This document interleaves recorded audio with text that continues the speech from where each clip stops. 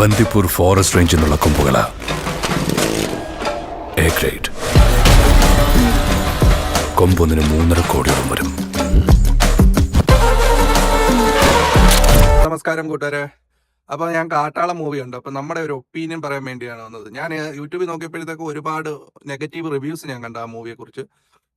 അപ്പം ഇതെന്ന് പറയുന്നത് ഞാൻ പറഞ്ഞില്ലേ, ഞാൻ ഒരു സാധാരണ പ്രേക്ഷകനാണ്. അത് വെച്ചുകൊണ്ടാണ് ഞാൻ പറയുന്നത്. എനിക്ക് സിനിമ അങ്ങനെ കീറി മുറിച്ച് നോക്കാനോ ഓരോ അതിൻ്റെ പാർട്ടായിട്ടുള്ളത് അവിടെ എങ്ങനെ ഇവിടെ എങ്ങനെ അങ്ങനെ ഒന്നും അറിയില്ല. ഓവറോൾ ആ ഒരു മൂവി ഞാൻ കണ്ടു. ഇത്രയും നെഗറ്റീവ് പറഞ്ഞ ആ ഒരു മൂവി യഥാർത്ഥത്തിൽ എനിക്കിഷ്ടപ്പെട്ടോ എന്ന് ചോദിച്ചാൽ എനിക്കിഷ്ടപ്പെട്ടു ആ മൂവി എന്നുള്ളതാണ്. കാര്യം ഞാൻ ഒരു സാധാരണ പ്രേക്ഷകൻ. ഞാൻ പറഞ്ഞില്ല, ഞാൻ കീറി മുറിച്ച് സിനിമയെ പരിശോധിക്കുന്ന ഒരു വ്യക്തിയല്ല. നിങ്ങളെ പോലെ ഒരു സാധാരണക്കാരനായ വ്യക്തിയാണ്. അപ്പം ഞാൻ അങ്ങനെ ഈ നെഗറ്റീവ് പറഞ്ഞവരെ കുറ്റം പറയുമല്ല. അവർ വിശദമായിട്ട് മൂവി വാച്ച് ചെയ്യുന്നവരായിരിക്കാം. എൻ്റെ ഒരു പോയിന്റിൽ പടം കൊള്ളാം. 10-200 ആനകളെ കൊന്ന് കൊമ്പ് കടത്തിയ ഒരു കാട്ടുകൊള്ളക്കാരനുണ്ട്. സത്യമംഗലം കാട്ടിലെ ആനകള് അവനെ കണ്ട പതുങ്ങുന്ന ചൊല്ല്.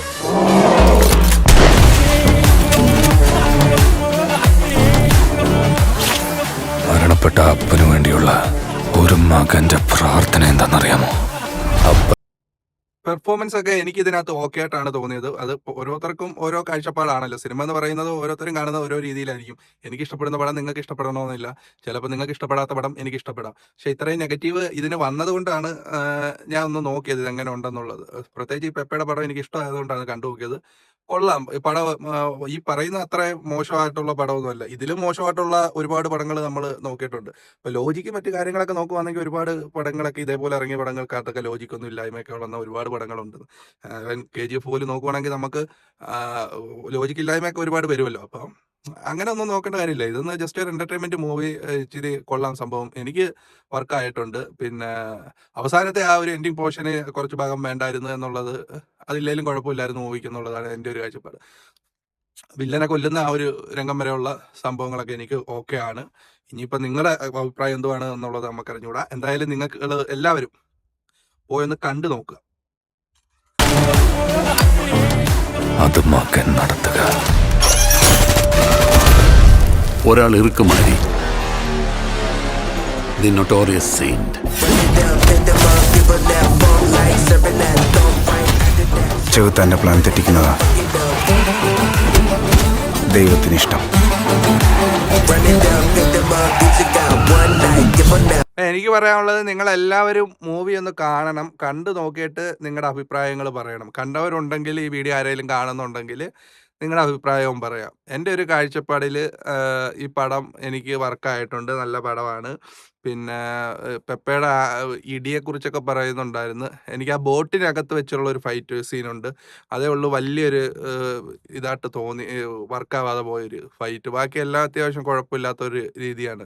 RDXൻ്റെ അത്ര ഒരു ഇടിക്ക് ആ ഒരു പിന്നെ പഞ്ച് കാര്യങ്ങളൊക്കെ തോന്നുന്നില്ലെന്ന് പലരും പറയുന്നത്. അത് സത്യം. RDXന്ന് പറഞ്ഞാൽ അത് എനിക്ക് തോന്നുന്നു ഈ പിന്നെ ഫൈറ്റ് കൊറിയോഗ്രാഫി ചെയ്തേക്കുന്നതിൻ്റെ ഒരു വ്യത്യാസം കൊണ്ടായിരിക്കാം. പിന്നെ പടം എടുത്തേക്കുന്നതിൻ്റെ ഒരു രീതിയും ഇതിൻ്റെ ടോട്ടലി ഒരു ഡിഫറൻസ് സ്റ്റൈലിലുള്ള മേക്കിങ്ങും പിന്നെ ഡിഫറെൻറ്റ് സ്റ്റൈലിലുള്ള ഒരു ഇടിയും കാര്യങ്ങളും ഒക്കെയാണ്. എന്തായാലും കൊള്ളാം, സംഭവമൊക്കെ നല്ലതാണ്.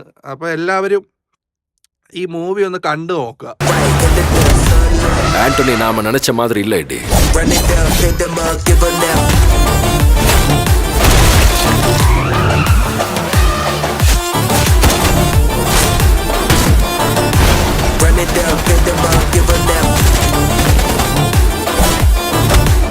ഞാൻ പറഞ്ഞല്ലോ, ഞാൻ വലിയ രീതിയിൽ മൂവി അങ്ങ് ഇഴകീറി പരിശോധിക്കുന്ന വലിയൊരു റിവ്യൂ പറയുന്ന ആളോ അല്ലെങ്കിൽ അങ്ങനത്തെ ഒരു വ്യക്തിയൊന്നും അല്ല.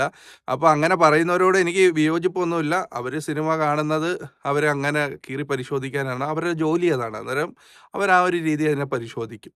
അവർക്ക് അതിനെക്കുറിച്ച് അത്ര നോളജ് ഉണ്ട്. അതുകൊണ്ടാണ് നമ്മളൊരു സാധാരണക്കാരൻ എന്ന നിലയ്ക്ക് അത്രയ്ക്കൊന്നും മൂവിയെക്കുറിച്ച് നോളജൊന്നുമില്ല. പോയി ഇരുന്ന് നമ്മൾ കാണുമ്പോൾ ഒരു എൻ്റർടൈൻമെൻ്റ് ആയിട്ട് തോന്നിയോ എന്നുള്ളതാണ്. ഒരു സാധാരണക്കാരന് ഒരു ആക്ഷൻ പടം ഇഷ്ടപ്പെടുന്ന ഒരു വ്യക്തിക്ക് ഇഷ്ടപ്പെടാനുള്ള സംഭവങ്ങളെല്ലാം അതിനകത്തുണ്ട് എന്നാണ് എൻ്റെ ഒരു വിശ്വാസം. അപ്പോൾ എന്തായാലും എൻ്റെ കൂട്ടുകാരെല്ലാവരും, പറ്റുന്നവരെല്ലാവരും, കാണാൻ ഇഷ്ടമുള്ളവരെല്ലാവരും പോയിന്ന് കണ്ടു നോക്കുക. ഇഷ്ടപ്പെട്ടാൽ അഭിപ്രായങ്ങൾ പറയുക എന്നുള്ളതാണ്. അപ്പം നല്ല നല്ല സിനിമകൾ ഉണ്ടാകട്ടെ. സിനിമയല്ലേ, അപ്പം കാഴ്ചക്കാരുടെ വ്യത്യാസം പോലെ ഇരിക്കും അത് ഇഷ്ടപ്പെടുന്നതും പെടാതിരിക്കുന്നതും. അപ്പോൾ നമുക്ക് എന്തായാലും വേറൊരു വീഡിയോ ആയി കാണാം. അതുവരെയ്ക്കും എല്ലാവർക്കും ബൈ. Thank you.